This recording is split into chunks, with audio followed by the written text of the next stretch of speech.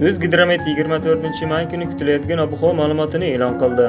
Unga ko'ra, Qoraqalpog'iston Respublikasi Xorazm viloyatida havo biroz bulutli bo'ladi. Ayrim joylarda o'zgaruvchan bo'ladi. Yog'ingarchilik kutilmaydi.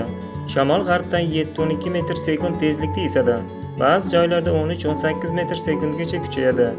Ayrim joylarda chang to'zon kuzatilishi kutilmoqda. Kechasi 13-18 daraja iliq, kunduz kuni 27-32 daraja iliq bo'ladi. Buxoro va Navoiy viloyatida havo biroz bulutli bo'ladi. Ayrim joylarda o'zgaruvchan bo'lib, yog'ingarchilik kutilmaydi. Shamol g'arbdan 7-12 metr/sekund tezlikda esadi. Ba'zi joylarda 13-18 metr/sekundgacha kuchayadi. Ayrim joylarda chang to'zon kuzatilishi kutilmoqda. Kechasi 15-20 daraja iliq, kunduz kuni 30-35 daraja.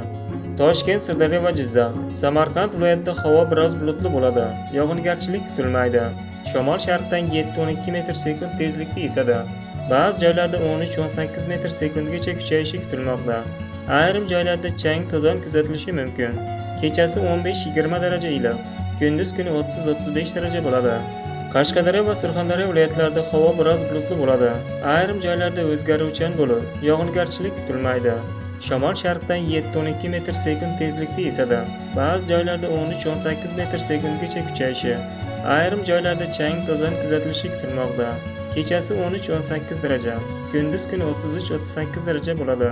Andijon, Namangan, Farg'ona viloyatlarida havo biroz bulutli bo'ladi. Ayrim joylarda o'zgaruvchan bo'lib, yog'ingarchilik kutilmaydi. Shamol g'arbdan 5-10 metr/sekund tezlikda esadi. Kechasi 15-20 daraja, kunduz kuni 30-35 daraja bo'ladi. Respublikaning tog'oldi va tog'li hududlarida havo biroz bulutli bo'ladi.